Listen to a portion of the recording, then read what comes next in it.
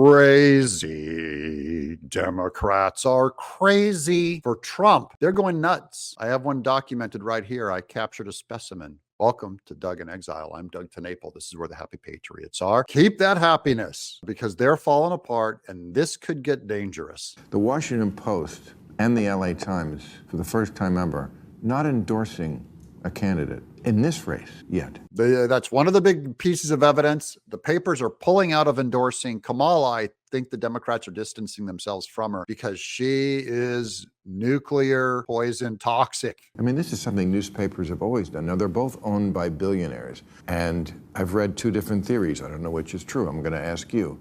Part of it says that the Gen Zers in the office, they're not feeling the Cam vibe because she's not good enough on Israel.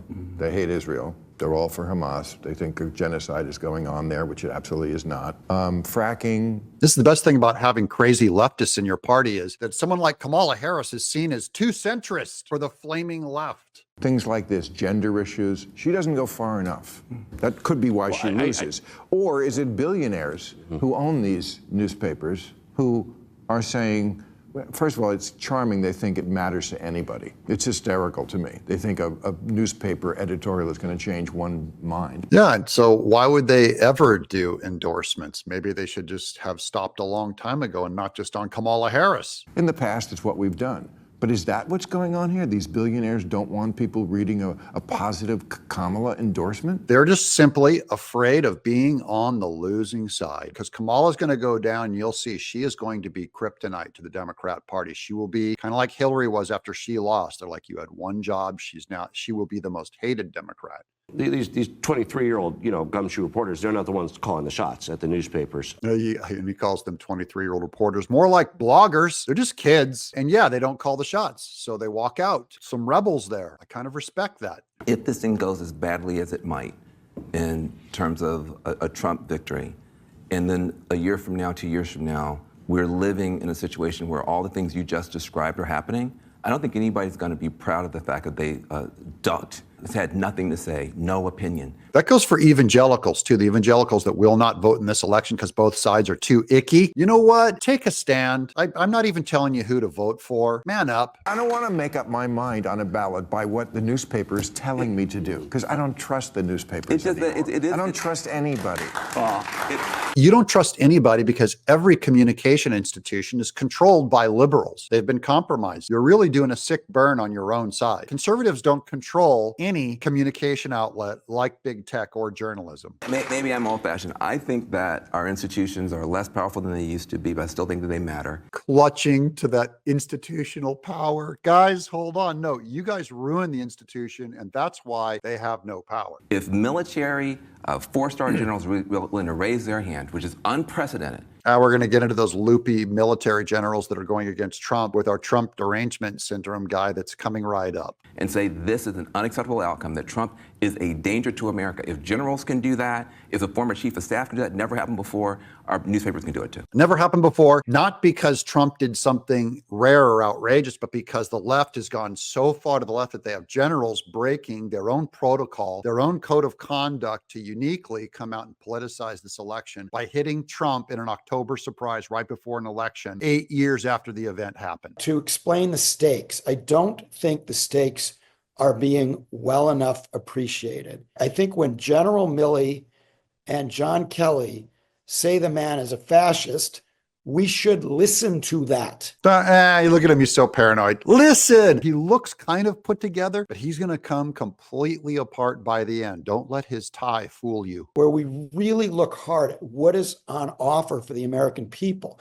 And I do think our ideals are really being tested, and that this is not a drill, and that this guy is not just another candidate, not just another, Republican candidate for president. I mean, I think Liz Cheney's right that he's not a conservative in any sense of the word. He's like a Rachel Maddow, only female. He's also not even just, he's so out of our system. When you see this thing with Musk and Putin, basically Trump wants to be an American Putin. Now, how did we know this was all going to go back to Russia with these people? Man, they've got one card and a 52 card deck. It's every card says Russia on it.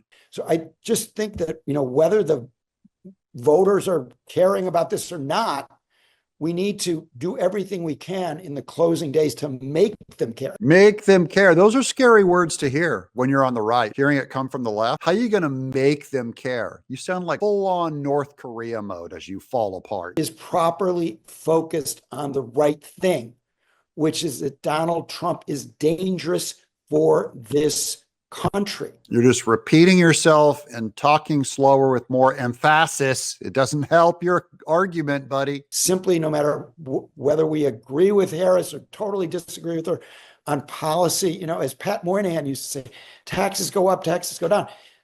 Those aren't the real issues for this country. Because just disregard Kamala's policy, you dumb voters. As a historian, or I think any smart political analyst, or all of the many, many smart people you have. Smart. It's the smart people, the smart. He's so smart that he can't come up with another word for smart. So he says it twice in a sentence. And it's so condescending. Only dumb people disagree with me. John, if Trump wins, when Trump wins, and if let's say he wins sizably, which I don't think is impossible. No, how will you explain that to yourself? I don't feel I voted for him because of demagoguery. I feel I voted for him because I wanted the border controlled, and I didn't want my daughter playing against the trans. Well, I would, because I'm honest with people, I would say, well, I wish, it's too late now, but I wish you had looked at some issues beyond the particular campaign issues this year, to the character of the man and to the sense of whether he had the decency, the moral standing that we should expect from our president, and whether you maybe didn't look hard enough about whether he's selling out our allies. Maybe you didn't look hard enough at Kamala, who sold out our allies, Israel. And he's angry that Trump could weaken us in NATO. Nothing weakened our standing in NATO like Ukraine losing. NATO, they will flee from us given how weak we are on the world stage. The lack of decency, the cruelty, he's a sick fuck. That's what Biden said. And he repeated the F word. What a lunatic. You know what you're voting for? Yeah, I'm very comfortable with who Trump is. Totally right. So people have to ask themselves, do they want a sick as their president? He lost it. You know what, guy? Wearing the tie doesn't help. You might as well have taken your shirt off while you were there if you're going to talk that way. Loopy, unhinged guys. The left is falling apart. Pray for the other side, because they're going to go to violence when Trump wins. And we're going to have big crowds. There's never been any. This spirit, I don't know if it's ever going to be replicated, but I just want to tell you, I love you all.